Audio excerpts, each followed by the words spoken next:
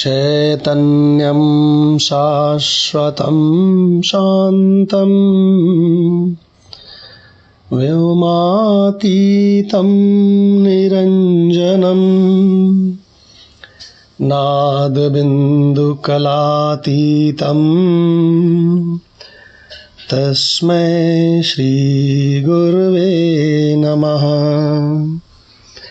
ॐ शान्तिः शान्तिः शान्तिः। रामचरितमानस अरण्य कांड, पंचवटी का सुंदर अरण्य, पंचवटी का सुंदर हरियाली का अरण्य, और वहाँ भगवान राम बड़े ही सुख से अपने स्वरूप में रमे हुए, स्वरूप में मस्त, जगत में नहीं, जगत को माइनस करके अपने स्वरूप में सच्चित आनंद में मस्त। और ऐसे में लक्ष्मण प्रश्न पूछते हैं, और प्रश्नों के बीच में ये भी पूछ देते हैं कि हे प्रभु, वैराग्य किसे कहते हैं? एक बार प्रभु सुख आसीना, पंचवटी का प्रसंग है। और लक्ष्मण बचन कहे चल हीना, सुर नर मुनि सचराचर साई, मैं पूछूं निज प्रभु की नाई। मैं बड़ा भैया मानकर नहीं पूछ रहा हूँ, अपना भगवान मानकर पूछ रहा हूँ। मैं पूछा हूँ निज प्रभु की नाई। और आप कौन हैं?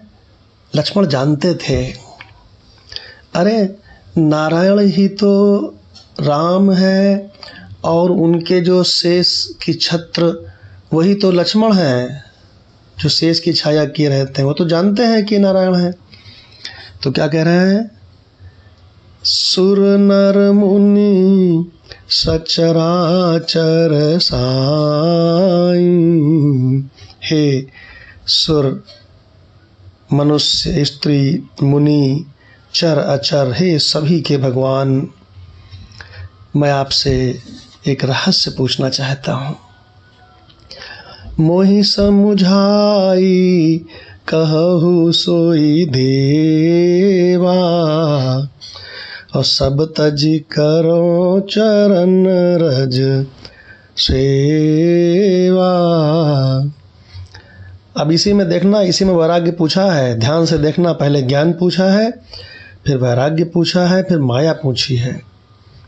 कहु ज्ञान विराग, पूछ लिया वैराग्य।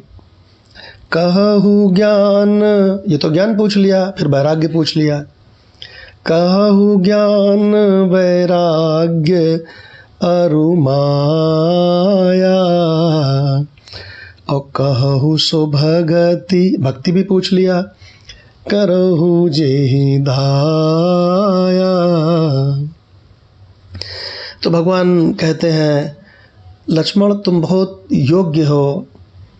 जो मंद लेवल का होता है उसको बहुत विस्तार से बताते हैं, और जो योग्य होता है उसको तो संक्षेप में बता देते हैं तो ही समझ जाता है।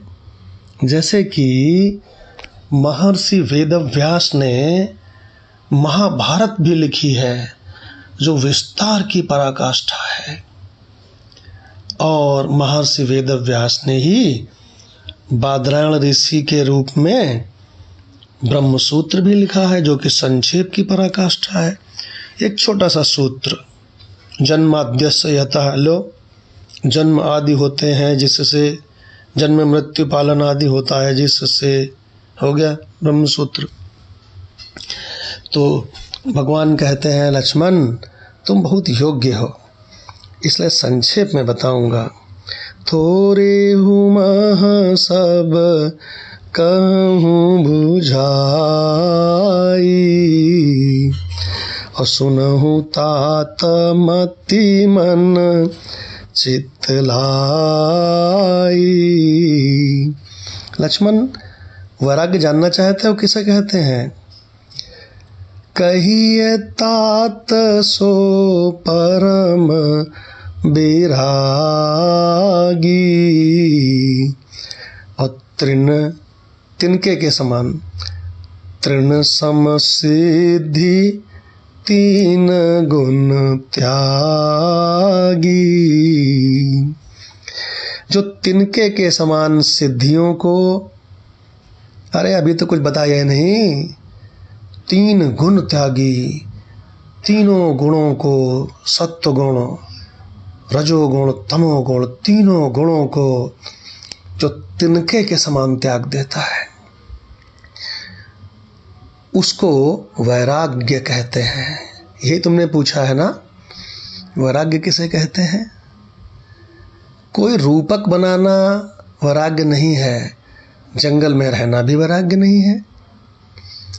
किसी तरह का कोई वैराग्य की परिभाषा, अरे वैराग्य की परिभाषा भगवान बता रहे हैं, ब्रह्म सत्यम जगत मिथ्या। ये सारा का सारा जगत सपना है, सपना, बिल्कुल सपना, सपने से अधिक नहीं है।